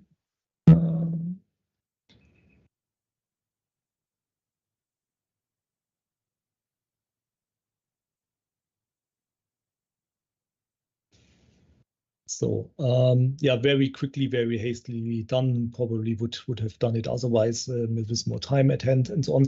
But yeah, here you can see what we were talking about before. So here we have our actual terrain in the front, and in the background, there you can see how our mesh terrain then acts as a distant terrain. I might need to actually go into my player and increase the draw distance a bit, so that it doesn't constantly cut in and out. It reverted back. Yeah, because I think that is Cinemachine plotting against me. I'm not that familiar with that setup here, but yeah.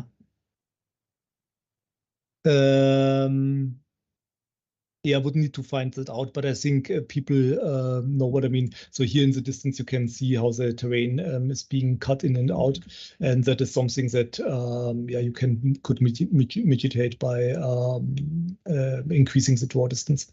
But I think the idea still comes across. So here we have a Unity terrain in front with full details and the assets and so on, and in the distance there would be a possibility to have one of those mesh terrains running and not rendering like large full Unity terrain. It would be very costly to do so. And also creates this, so Adam was talking about depth before and scale, also creates a better impression of, yeah, this is really a huge world if you have those two horizon lines working against each other when you're approaching and going away. So it has this nice parallax effect where you can tell that something is really farther away in the distance. And the cost to render that is relatively cheap, and yeah. you can go in and tweak all of the settings there, so you can make that really quite a low cost thing, but the visual improvement in your scene is phenomenal because you now have this sense of space. All right, they were the main things we wanted to cover. Did anybody have any more questions before we finish up?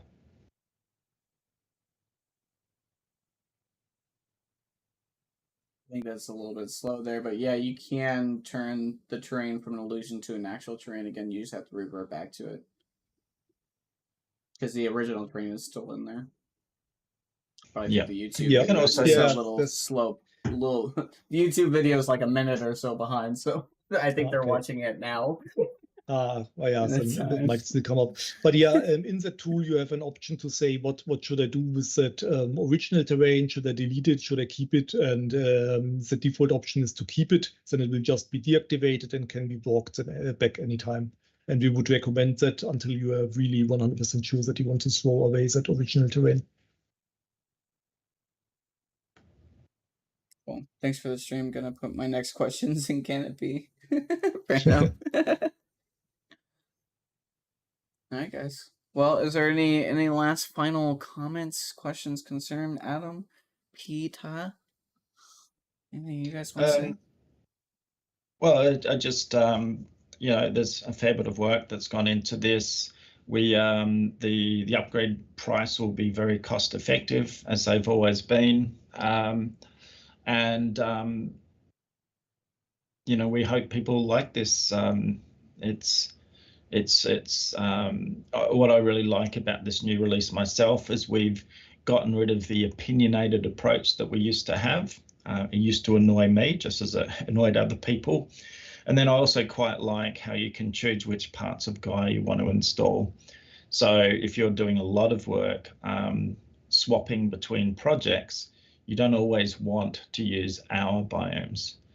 I guess another thing that wasn't necessarily that we didn't talk about here is that once you've set up a biome, like you can use one of ours, or you can use your own. In fact, bring up the asset store, Pete, because you can show some of the other stuff people can, the other kits and biomes and so on. But once you've created that biome, you can use it in any terrain. Anything specific you wanted to look at, Adam? Yeah, I wanted to look at Procedural Worlds, that company. Yeah, I don't know about those guys. Yeah, shady, dodgy. shady. So, like what you've got here is, you know, there's a sci-fi slum spawner pack. You've got our mega stamp bundle. You've got deep desert. If you want to improve the quality of your terrain render, then you can use GTS. That's our terrain shader. It's got snow support and a whole bunch of other beautiful stuff. And then you can see, you know, different sorts of things that you can do with our system. So in some cases, we built game ready levels for you, and so on and so on. So there's a lot of other stuff here that is designed to work with Gaia. And if you want to take your development further, then you're sort of talking with the one publisher. It's all nicely supported. Stick the video of the Fantasy Kingdom pack. This is a great example of a low poly asset on. So this was actually, the terrain was created with Gaia, and the actual environment itself was a lot of the roads and the painting of the. This is something I literally, in the tutorial video for this, I show you how I make it. These are the assets that it's made up of. But yeah, there's many different workflows that we offer and a bunch of tools. And obviously I'm waffling in the background. Go to the fast forward to the actual creation of this. Yeah, so here, actually just keep going forward. Yeah, here's examples of different systems and, you know, the interiors and so on and so on. Just keep clicking forward. Kind of wanted to get a Gina workflow going there. Yeah, adding roads and so on. So anyway, all of this stuff is designed to work together, and we use Gaia as the base for all of these different systems. Okay, that's us done, I think. Is there anything else you guys wanted to say? Yeah, I wanted to say thanks a lot for watching, for our viewers. Also thanks for giving us feedback on Canopy and on Discord. Also posting your issues on Discord helps us a lot when we get a report where it's described what your issue is. Also, if you can pass this on to other developer, what would be really great is instead of going off to the asset store to directly give us a negative rating when something not work, please contact us on Canopy, describe your case, because more often than not, it is a misunderstanding or something that we could fix.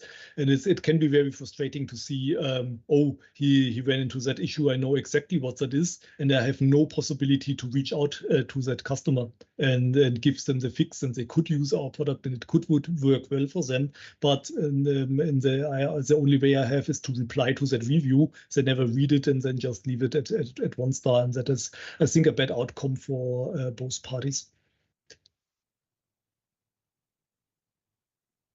Ryan, any final words? I'm just kind of waiting for YouTube to kind of catch up because I'm reading comments come in. Okay. Just seeing if I've seen anything. No, but exactly that. And you know, we're gonna be doing quite a bit more with the community and stuff like that. We've got a lot of stuff planned in terms of like the streams and stuff. You know, doing some highlights. We're gonna try to get back into, you know, some of the things we used to do, like the games made with Procedural World stuff and all that. Will there be a game jam to promote Gaia 2023? Yeah, exactly, stuff like that. Potentially, maybe. I'm never against stuff like that. But we'll have to kind of just see what's going on at the moment. We have a lot going on at the moment. But yeah, so by all means, join the Discord community. Join, you know, follow us on all the social medias, all that fun stuff. Well, when we do events, we will post them in there. And yeah, I appreciate everybody stopping by. Canopy is always open. Feel free to send me a message or anyone on the team. Usually me, because that way, you know, everybody's kind of slammed. But if you guys have anything, and if you guys have custom projects or something of that nature, and you want to explore that option, by all means, come and talk to us. So that way we can kind of see what's going on and see if we can help you guys out in that regard. Burp is the big environment pack reforged. This is the one I've got on my mind. That's a great package. 100% it is. I love that package. I used to use that back in the day when I did game development. And I love the new one. There's a story. The castle in the background here.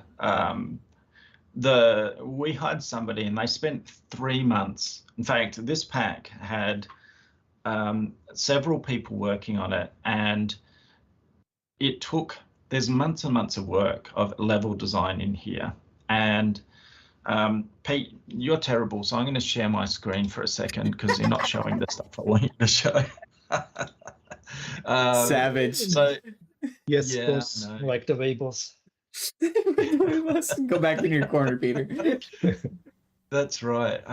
Oops, wrong place. I want to go to the store. So this thing, somebody gave us a poor review. So where was it again? Now you have to wait for me. We have one of our guys. He loves to say just one more thing. So if I go back to where the castle is, you'll see me spawn it. I think it's around here.